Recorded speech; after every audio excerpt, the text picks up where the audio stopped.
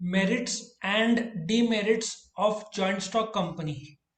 इस वीडियो में मैं बताऊंगा कि ये कितने मार्क्स का क्वेश्चन है। इसके बाद मेरिट्स और लिमिटेशंस, जो डीमेरिट्स भी बोल सकते हैं या तो फिर एडवांटेजेस डिसएडवांटेजेस भी बोल सकते हैं, उसको डिटेल्स में एक्सप्लेन करूंगा। अभी मैं एक शॉर्टकट टेक्निक बता रहा हूँ, जरा ध्यान से सुनना। इसके पिछले वाले वीडियो में मैंने 30 पॉइंट्स जो कि features of joint stock company explain किया है। वो जो 30 पॉइंट्स है फीचर्स के, उसको लर्न करने के लिए एक टेक्निक बताया है जो कि थ्री इडियट्स मूवी पर आधारित है। तो इस वीडियो के डिस्क्रिप्शन में आप लिंक जो है 11th ओसी 11th एसपी दोनों में है, 11th ऑर्गेनाइजेशन ऑफ कॉमर्स और 11th सेक्रेटरी प्रैक्टिस में, ये मेरिट्स डीमेरिट्स, उसमें जब क्लिक करोगे तो उसमें आपको features of joint stock company मिलेगा। पहले वो वीडियो देखोगे तो आपको 30 के 30 पॉइंट समझ में आएगा। उस 30 पॉइंट्स की मदद से, ठीक है, हम क्या कर सकते हैं, इसका मेरिट्स और डीमेरिट्स बना सकते हैं, जैसे मैंने यहाँ पे बनाया है। सो लॉजिक इज, फर्स्ट फीचर्स के 30 पॉइंट्स पहले लर्न करो, जो टेक्निक मैंने मेमोरी टेक्निक बनाया थ्री इडियट्स का। उसके बाद वो फीचर्स की मदद से मेरिट्स डीमेरिट्स, मतलब आपको दो अलग क्वेश्चन करने की जरूरत नहीं, एक्चुअली तीन, क्योंकि फीचर्स मेरिट्स डीमेरिट्स आपने फीचर्स कर लिया, उसकी मदद से मैंने मेरिट्स और डीमेरिट्स के 10-10 पॉइंट बताए। ये क्वेश्चन 10 मार्क का कम से कम आएगा, या रेयर केस में merits of joint stock company या demerits of joint stock company आएगा। तो एक एडवाइजेबल है, इसका जो पिछला वाला वीडियो है जॉइंट स्टॉक कंपनी, वो जरूर से देखना, उसके बाद ये ज्यादा आसान लगेगा ना। हम क्या करेंगे, वो जो 30 पॉइंट्स मैंने बनाया है उसमें उसकी मदद से हम मेरिट्स और लिमिटेशंस या डीमेरिट्स बना रहे हैं। पहला मीनिंग और डेफिनेशन तो स्टैंडर्ड है, उसका तो मेरिट डीमेरिट्स बनेगा नहीं, तो point number one. Point number two क्या है, मेंबरशिप। अब सिंपल सा लॉजिक है, मेंबरशिप में आपको एक मेरिट बन सकता है कि पब्लिक लिमिटेड कंपनी के लिए अनलिमिटेड मेंबरशिप है। मतलब कि रिलायंस के करीबन 32 लाख शेयर होल्डर्स है, सो अनलिमिटेड मेंबरशिप एक एडवांटेज बन सकता है। फिर भी देखो मैंने यहाँ पे बनाया नहीं है, क्योंकि इतने अच्छे अच्छे पॉइंट्स है मेरिट डीमेरिट्स के, तो आपके 10 नहीं 11-12 बन जाएंगे। आपको एग्जाम में 10-10 ही लिखना है, 10 मार्क का है तो। कुछ स्टूडेंट 5-5 लिखते हैं, वैसा नहीं करना, 10 मार्क का है तो 10-10 जरूर लिखना। लेजिस्लेशन भी फीचर है कि कंपनीज एक्ट 2013 लागू होता है। इसके बाद कैपिटल, नाउ कैपिटल का बहुत बढ़िया मेरिट बनेगा, विच इज लार्ज कैपिटल। अभी पेटीएम का ही आईपीओ ले लो, उन्होंने करीबन 20,000 करोड़ रेस किया। जोमैटो, आपको आश्चर्य होगा जानकर कि फेसबुक ने जब अमेरिका में शेयर बाजार में लाया था तो 1 लाख करोड़ पब्लिक से उठाए थे। अलीबाबा ग्रुप जो चाइना का है, जैसे फ्लिपकार्ट अमेजन है, वैसे चाइना का नंबर वन अलीबाबा है। अलीबाबा इतना स्ट्रांग है कि अमेजन जो चाइना में था उसने बंद कर दिया चाइना में। इंडिया में अलीबाबा नहीं है, इसलिए अमेजन इंडिया में सक्सेसफुल हो रहा है। चाइना में अलीबाबा के सामने अमेजन टिक ही नहीं पाया। अलीबाबा ने अमेरिका में शेयर्स मार्केट में लाया 1.5 लाख करोड़ का, मतलब लार्ज कैपिटल। और एक और एडवांटेज है, तुम शेयर्स, तुमको अब जैसे तुमने पेटीएम के शेयर्स खरीदे, अब तुम चाहते हो कि तुमको पैसों की जरूरत है या शेयर्स बेचना चाहते हो, जिसको टेक्निकल भाषा में ट्रांसफरेबिलिटी ऑफ शेयर्स बोलते हैं। तो तुम क्या कर सकते हो कि शेयर बाजार में शेयर्स बेच सकते हो, ठीक है, 2 दिन में तुमको पैसा मिल जाता है। तो लार्ज कैपिटल, और साथ में एडवांटेज ये है कि जो लोग शेयर कैपिटल में, अच्छा ये share capital, shares, share holder क्या है, पिछले वीडियो में मैंने डिटेल एक्सप्लेनेशन किया हुआ है। मतलब कंपनी शेयर कैपिटल से बनती है। फॉर एग्जांपल 10,000 शेयर कैपिटल है, 10,000 एक एक भाग में बटा हुआ है, 10-10 रुपया, ऐसे 1,000 भाग में बटा हुआ है। हर एक भाग को शेयर बोलेंगे। जो आदमी शेयर खरीदता है उसको शेयर होल्डर बचते हैं। एक आदमी ने 10 शेयर खरीदे 10-10 रुपए के, 100 रुपए, अभी शेयर बाजार में उसका वैल्यू चल रहा है 120 रुपया, वो शेयर बाजार में बेच सकता है, जिसको टेक्निकल भाषा में ट्रांसफरेबिलिटी ऑफ शेयर्स बोलते हैं। जो कंपनी ने शेयर कैपिटल रेस किया पब्लिक से, बाद में उसके शेयर्स शेयर बाजार में बिकते हैं। शेयर बाजार ये चैप्टर 12th में है, इसका अभी मैं टच नहीं करूंगा, अभी हम बेसिक्स में ही रहेंगे। उसके बाद नेक्स्ट पॉइंट क्या है, point number 5, legal status. Now मैंने ऑलरेडी फीचर्स में भी बताया था, यहाँ पे भी बताऊंगा। रिलायंस इंडस्ट्रीज लिमिटेड एक कंपनी है। कानून रिलायंस को एक अलग नाम देता है, एक अलग अस्तित्व या लीगल स्टैंडिंग देता है। जैसे तुम्हारा नाम है मिस्टर ए, शाहरुख खान, सलमान खान, लोग जानते हैं उस नाम से। तो जब रिलायंस पर केस होता है तो मुकेश अंबानी जो कि मेजरली मालिक है रिलायंस का, उस पर केस नहीं होता, या बाकी डायरेक्टर्स पर केस नहीं होता। मतलब रजिस्ट्रेशन कंपनी के लिए कंपलसरी है। कंपलसरी है तो कानून अलग नाम देता है, अलग दर्जा देता है। इसका मतलब यह होता है कि कंपनी को सेपरेट लीगल स्टेटस मिलता है कि किसी ने रिलायंस पर केस हुआ तो ना शेयर होल्डर जो कि मालिक है, ना डायरेक्टर जो कि कंपनी चला रहे, उन पर केस नहीं होता। सो ये बहुत बड़ा एडवांटेज है जिसको हम सेपरेट लीगल स्टेटस बोलेंगे, जो कंपनी को मिलता है। सोल ट्रेडिंग, एचयूएफ और पार्टनरशिप फर्म को सेपरेट लीगल स्टेटस मिलता नहीं है। यदि तुमने पटेल किराना शॉप पर केस किया तो ऑटोमेटिकली पटेल जो कि मालिक है उस पर केस होता है। तुम रिलायंस पर केस करते हो तो रिलायंस के जो मेजर मालिक है मुकेश अंबानी, उन पर केस नहीं होता, क्योंकि रिलायंस को एक अलग कायदे से अस्तित्व है, नाम है, जो कायदा जानता है। करेक्ट। छठवां पॉइंट क्या है? फॉर्मेशन। कंपनी का फॉर्मेशन बहुत कॉम्प्लिकेटेड है, कॉस्टली है, टाइम कंज्यूमिंग है, डिफिकल्ट है। So demerits of joint stock company ये है कि तुमको कंपनी फॉर्म करना है तो हजारों लाखों रुपए लगेंगे। प्रोसीजर बहुत टाइम कंज्यूमिंग है, कॉस्टली है, कॉम्प्लिकेटेड है, बहुत सारे कायदे हैं जो तुमको फॉलो करना पड़ेगा। तो ये डिसएडवांटेज बन जाता है डिफिकल्टी इन फॉर्मेशन। सातवां, रजिस्ट्रेशन जॉइंट स्टॉक कंपनी का कंपलसरी है। तुम रजिस्ट्रेशन करोगे रजिस्ट्रार के पास। रजिस्ट्रार कंपनीज एक्ट 2013 के द्वारा सेंट्रल गवर्नमेंट द्वारा अपॉइंट किया हुआ एक ऐसा आदमी है जो कंपनी को रजिस्ट्रेशन सर्टिफिकेट देता है, जिसको सर्टिफिकेट ऑफ इनकॉर्पोरेशन बोलते हैं। जैसे तुमने कॉलेज में एडमिशन लिया, तुमको आई कार्ड मिलता है कि तुम कंफर्म्ड हो गए स्टूडेंट। तो जब तुम कंपनी का रजिस्ट्रेशन कराते हो रजिस्ट्रार के पास तो वो सर्टिफिकेट ऑफ इनकॉर्पोरेशन देता है, मींस द कंपनी का रजिस्ट्रेशन कंप्लीट हो गया है। ठीक है। नाउ ये एडवांटेज बन सकता है या डिसएडवांटेज भी बन सकता है। डिसएडवांटेज ज्यादा है कि रजिस्ट्रेशन के बिना कंपनी शुरू नहीं हो सकता, लेकिन दूसरे स्ट्रॉन्ग पॉइंट्स है, इसलिए फीचर के तौर पर ही रहने दो। महाराष्ट्र में 2 रजिस्ट्रार है, महाराष्ट्र, बॉम्बे और पुणे में। बाकी स्टेट्स में एक एक रजिस्ट्रार रहता है। महाराष्ट्र में कंपनीज ज्यादा है और इंडिया में करीबन 12 लाख कंपनीज है। ठीक है। वैसे थे 15 लाख, बट गवर्नमेंट ने 3 लाख बेनामी नकली कंपनीज को बंद करा दिया। मैनेजमेंट। मैनेजमेंट क्या है? जो कंपनी को चलाते हैं। कौन अपॉइंट करता है? Share holders. किसको? डायरेक्टर्स को। डायरेक्टर्स क्या करते हैं? कंपनी को चलाते हैं। इंडिविजुअल लेवल पे क्या बोलेंगे? डायरेक्टर। ग्रुप में क्या बोलेंगे? Board of directors. Board of directors क्या करते हैं? कंपनी को चलाते हैं। अब मैनेजमेंट डेमोक्रेटिक क्यों है? क्योंकि share holders in the annual general meeting directors को अपॉइंट करते हैं और डायरेक्टर्स कंपनी को आगे चलकर चलाते हैं। सो देखा जाए तो कंपनी के मालिक होते हैं शेयर होल्डर्स। कैसे बनते हैं? तुम शेयर्स खरीदते हो।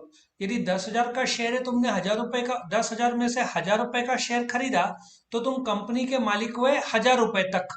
और तुम अपॉइंट करोगे सब मिलकर, सब शेयर होल्डर मिलकर बोर्ड ऑफ डायरेक्टर्स को। डेमोक्रेसी मतलब वोटिंग के थ्रू डायरेक्टर्स का अपॉइंटमेंट होता है। उसके बाद अभी प्रॉब्लम ऐसा है, डेमोक्रेटिक है, अपॉइंट तो कर दिया, लेकिन मैनेजमेंट का कॉस्ट बहुत ज्यादा है। आप लोग को विश्वास नहीं होगा कि डायरेक्टर्स का जो मीटिंग होता है, टेक्निकल भाषा में बोर्ड मीटिंग होता है। एक एक मीटिंग 5 स्टार होटल में होती है और हर डायरेक्टर को लाख लाख रुपया एक मीटिंग अटेंड करने का मिलता है। सो मैनेजमेंट में जब लोगों को अपॉइंट किया जाता है, आप लोग को विश्वास नहीं होगा कि इंडिया के वो कौन से मसाला कंपनी है, अभी तो उनका देहांत हो गया, बूढ़े आदमी, एडवर्टीजमेंट भी आते थे, पता है कौन सा कंपनी थे? क्या नाम था उनका, कुछ आइडिया है? No sir. हाँ, वो बूढ़े कंपनी थे ना, मसाले का, बहुत फेमस आदमी थे, डायरेक्ट एडवर्टीजमेंट में आते थे। MDH। एमडीएच। उनको, अभी तो उनका देहांत हो गया है, लेकिन उनका सैलरी था 90 करोड़ रुपया साल का। ठीक है ना, एज अ मैनेजिंग डायरेक्टर। तो काम तो अच्छा ही किया उन्होंने। बोलने का तात्पर्य यह है कि डायरेक्टर्स का पगार करोड़ों में रहता है, करोड़ों में। ठीक है ना।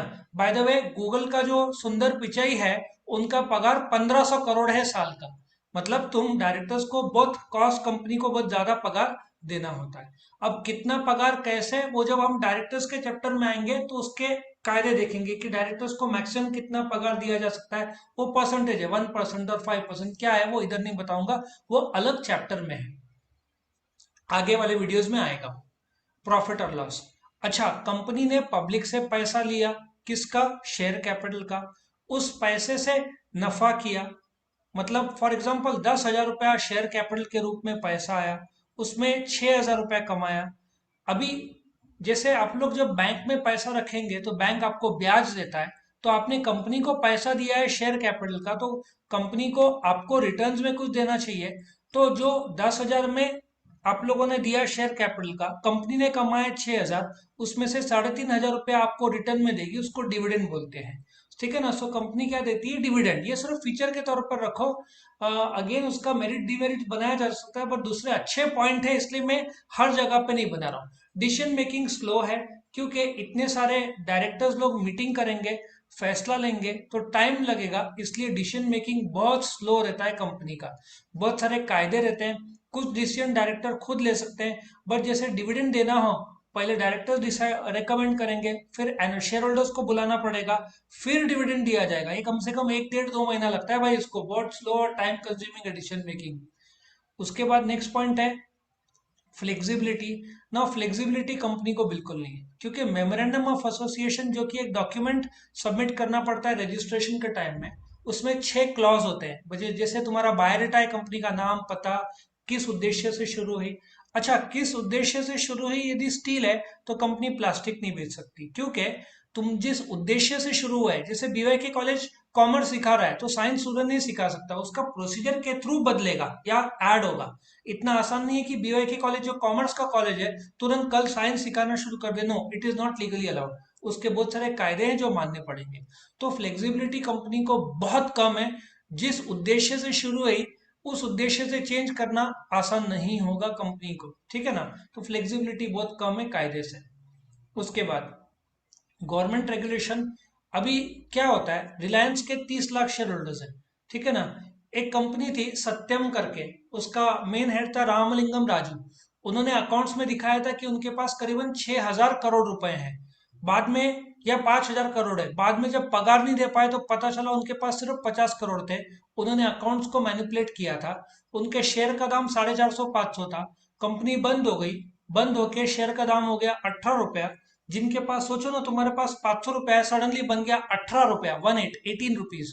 तुम्हारा 482 रुपीज, मतलब 500 रुपया था शेयर का, तुम्हारे पास 18 हो गया। तो जिनके पास 5 लाख के शेयर थे वो बन गए कितने? 18,000 रुपए में। सो उनका सॉलिड लॉस हुआ। गवर्नमेंट को पता है कि कई बार कंपनी में फ्रॉड होता है, जिसकी वजह से अब जैसे किंगफिशर एयरलाइंस 900 रुपए का शेयर था, अभी तो खत्म ही हो गया, कुछ भी नहीं बचा। तुम्हारा रिलायंस जो था, अनिल अंबानी ग्रुप, वो 900 रुपया था, अभी 1 रुपया, 1.5 रुपया, 2 रुपया चल रहा होगा। ऐसी हालत हो गई है। तो गवर्नमेंट बहुत स्ट्रिक्ट है, कंपनी में बहुत रिजिड है। ठीक है ना? एक मिनट, इसमें रेवेन्यू टू द गवर्नमेंट नहीं आना चाहिए। गवर्नमेंट रेगुलेशन स्ट्रिक्ट का मैं पहले चेंज कर दूं, ठीक है ना? या मैं इधर ही कर देता हूँ। ये रहा एक्सेसिव गवर्नमेंट कंट्रोल, ये पॉइंट आएगा। यहाँ पे गवर्नमेंट कंट्रोल बहुत ज्यादा एक्सेसिव है, ठीक है ना? स्ट्रिक्ट है गवर्नमेंट काफी इसके कंट्रोल में। नाउ गवर्नमेंट रेगुलेशन का मैंने आप लोग को ऑलरेडी बता दिया। एक्सेसिव गवर्नमेंट कंट्रोल, बहुत ज्यादा स्ट्रिक्ट है government in the running of the company, क्योंकि करोड़ों का घाटा होता है फिर। अच्छा, next point is liability. Now let us understand, sole trading में एक धंधा है। 1 लाख रुपए का घाटा हुआ, कैपिटल 80,000 का है, 80,000 चला गया, कैपिटल डूब गया। अब 20,000 जो कम पड़ रहा है पैसा, वो सोल ट्रेडर, मतलब पटेल किराना वाला, उसको घर से लाना पड़ेगा। धंधे का संपत्ति कम पड़ गया तो घर से लाना पड़ेगा। बट कंपनी में 10,000 के कम शेयर कैपिटल है, आपने 10,000 रुपये डाला, कंपनी को 15,000 का घाटा हो गया। ज्यादा से ज्यादा आपका कैपिटल 10,000 जीरो हो जाएगा। आपको 5,000 घर से नहीं लाना है। इसको लिमिटेड लायबिलिटी बोलते हैं। ये बहुत बड़ा एडवांटेज है। लिमिटेड लायबिलिटी क्या होता है कि 10 रुपए का शेयर है, आपने 6 रुपया पे किया, आपका 4 रुपया बाकी है, कंपनी को घाटा हो जाता है 7 रुपए का। तो ज्यादा से ज्यादा एक 10 रुपए में से जो 6 रुपया पे करके आपका जो 4 रुपया बाकी है, बस आपको उतना ही भरना है, उससे ज्यादा नहीं। तो इसको लिमिटेड लायबिलिटी बोलते हैं। आप लोग का liability is limited to the unpaid value पर शेयर। 10 रुपए में 6 रुपए पे किया, 4 रुपए ही आपको देना है, घाटा भले ही कितना भी हो। इसलिए शेयर होल्डर्स का लायबिलिटी लिमिटेड रहता है शेयर का कीमत। आपने पूरा का पूरा 10 रुपया शेयर का दे दिया, फिर भी कंपनी 5 रुपए घाटे में है, तो आपको अपने पर्सनल जेब से लाना नहीं पड़ेगा, ठीक है ना, समझा, क्योंकि कंपनी का लायबिलिटी लिमिटेड है। चलो आगे बढ़ते हैं। इसके बाद 14 पॉइंट में आते हैं ऑडिट। कंपनी का जो ऑडिट है वो कंपलसरी है। कंपनी, ये एडवांटेज बन सकता है बट मैंने नहीं बनाया क्योंकि दूसरे अच्छे स्ट्रॉन्ग पॉइंट्स। कंपनी का जो अकाउंट्स मेंटेन करने वाले अकाउंटेंट लोग हैं, ठीक है, वो लोग कंपनी का अकाउंट्स मेंटेन करते हैं। बट कंपनी बॉम्बे में, अपन शेयर होल्डर भोपाल में, तो भोपाल के लोग कैसे चेक करेंगे कि कंपनी का मुंबई में अकाउंट्स बराबर चल रहा है? तो उस अकाउंट्स का ऑडिट करने के लिए शेयर होल्डर चार्टर्ड अकाउंटेंट को अपॉइंट करते हैं, जो मुंबई में जाकर कंपनी का अकाउंट चेक करते हैं और रिपोर्ट करते हैं शेयर होल्डर्स को, भोपाल, नासिक, दिल्ली, जहां पे भी होंगे, कि अकाउंट सही बनाया है या गलत। तो ऑडिट कंपलसरी है। एक्चुअली देखा जाए तो ये मेरिट है, लेकिन दूसरे स्ट्रॉन्ग पॉइंट से इसलिए मैंने नहीं बनाया, ठीक है ना। और भी बहुत बढ़िया पॉइंट है। टैक्सेस, अभी कंपनी का टैक्स है फ्लैट 30%, ठीक है ना। कंपनी का जो टैक्सेस है वो 30% है। जो टैक्स आप भरते हो, कंपनी जो कंपनी भरती है गवर्नमेंट को, करीबन 12 लाख करोड़, ऐसा सोचो, इनकम टैक्स से मिलता है, और 10 से 11 लाख करोड़ जीएसटी से गवर्नमेंट को मिलता है। आप लोग जो टैक्स भरते हो वो पैसा गवर्नमेंट को रेवेन्यू के तौर पर मिलता है। कंपनी जो टैक्स भरती है उसका पैसा सेंट्रल गवर्नमेंट को मिलता है, और उससे वो देश का प्रगति, road, railways, dams, bridges, hospital, education, defence, इधर खर्चा कर सकते हैं। देखा जाए तो कंपनी जो टैक्स भरती है, जो करोड़ों में भरती है, ठीक है ना, उसका पैसा गवर्नमेंट को मिलता है, जिसकी मदद से गवर्नमेंट देश का प्रगति के लिए वो पैसा इस्तेमाल करता है। ये देश के लिए मेरिट है। बट कंपनी के लिए डीमेरिट ऐसा है कि भाई टैक्सेस बहुत ज्यादा है, फ्लैट 30%। ये तो अभी कम है, कुछ जमाने पहले 45% था, बहुत ज्यादा था। अभी कम होते होते 30% में आया है, करेक्ट। फिर भी इंडिया में, वर्ल्ड में टैक्सेस के तौर पर अपन काफी ऊपर है। धीरे धीरे कम होगा, और 4-5 साल लगेगा थोड़ा और टैक्स कम होने, बहुत ज्यादा टैक्स है। 16th, conflict. अभी देखो, बहुत मस्त पॉइंट है ये, झगड़े। ये डिसएडवांटेज है। अभी डिसएडवांटेज कैसे, मैं बताता हूँ।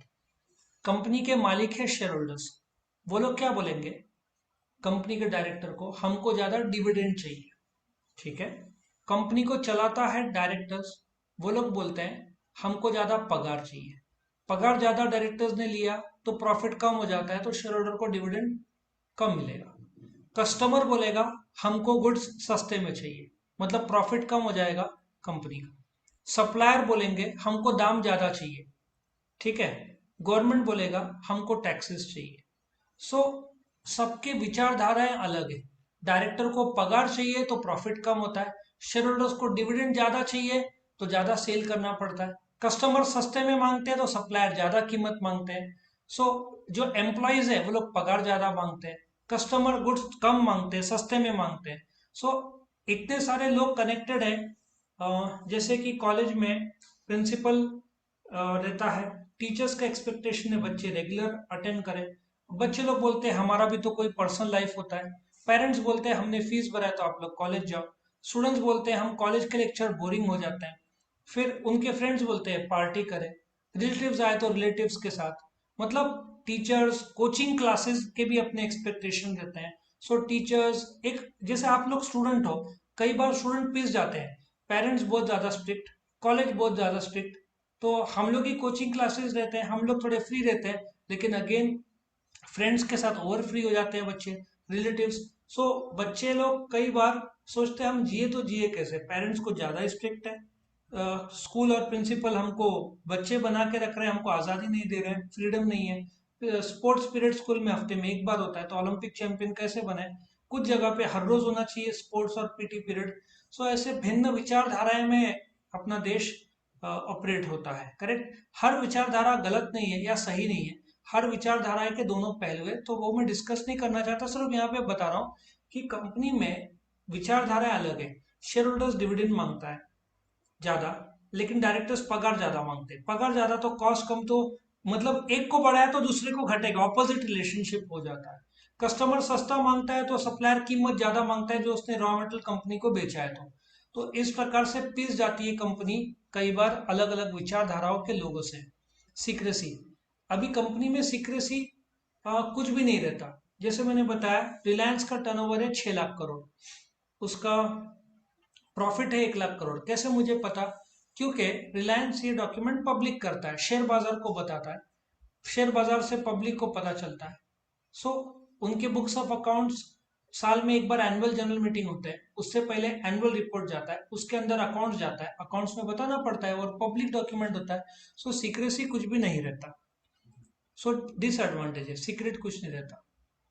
ऑब्जेक्टिव प्रॉफिट है, ये फीचर है, इसको आप लोग मेरिट या डिमेरिट्स में ना डालें। नेक्स्ट, ऑपरेटिंग कॉस्ट बहुत ज़्यादा है कंपनी का। अब रिलायंस का टर्नओवर ही तो आप लोग चेक करोगे, ठीक है ना, आप लोग चेक करोगे 6 लाख करोड़ साल का टर्नओवर है। मतलब हर रोज करीबन 2000 करोड़ का बेचते होंगे वो लोग, करीबन 2000 करोड़ का बेचते होंगे तो 1000 करोड़ का तो खर्चा होगा, 1200 करोड़। तो हर रोज का ऑपरेटिंग कॉस्ट कितना हाई होगा? आप लोग सोचो, मारुति यदि 1-2 महीने बंद रही तो हर रोज का उनको 80 करोड़ का घाटा होता है, 85 करोड़ का। इतना सॉलिड लॉस होता है। कंपनी एक भी दिन स्ट्राइक की वजह से बंद रही तो 80 से 100 करोड़ का घाटा होता है मारुति जैसे बड़े कंपनीज को। 20 नंबर, डिवीजन ऑफ वर्क। अभी डायरेक्टर्स 8-10 है, कितना आसानी से काम का बंटवारा कर सकते हैं। एक डायरेक्टर खरीदेगा, दूसरा बेचेगा, एक प्रोडक्शन संभालेगा, एक अकाउंट संभालेगा। So director finance, director production, director purchase, है ना। सो कितने सारे डायरेक्टर सेल्स मार्केटिंग ऐसे हो सकता है। तो काम का बंटवारा अच्छा होता है कंपनी में। उसके बाद next point is public confidence. ये तो बहुत बड़ा एडवांटेज है। पब्लिक भरोसा करती है ब्रांडेड गुड्स पे, रिलायंस पे, अमेजन पे, फ्लिपकार्ट पे, ये सब ब्रांडेड कंपनीज है। तो पब्लिक का भरोसा सोल ट्रेडिंग किराना शॉप से ज्यादा फ्लिपकार्ट, अमेजन, बिग बाजार, डी मार्ट, है ना, ये सब में, मेट्रो, ये सब में काफी ज्यादा रहता है। उसके बाद नेक्स्ट है कंटिन्यूटी। एक केस था, वैसे फीचर्स में भी बताया था, यहाँ पे भी बताऊंगा। टेक्निकल भाषा में इसको परपेचुअल सक्सेशन बोलते हैं। कंपनी के 7 शेयर होल्डर थे, शेयर होल्डर कंपनी के मालिक होते हैं। वो लोग एरोप्लेन में जा रहे थे, एरोप्लेन क्रैश हो गया, सातों के सातों की डेथ हो गई। सो कंपनी बंद नहीं होता है। परपेचुअल सक्सेशन का मीनिंग कि as long as company profit कर रही है तो कंपनी चालू रहेगी, कंटिन्यू रहेगी। तो कंपनी के शेयर होल्डर के जन्म और मृत्यु से कंपनी बंद नहीं होता। प्रॉफिट कर रही तो कंपनी चालू होगी।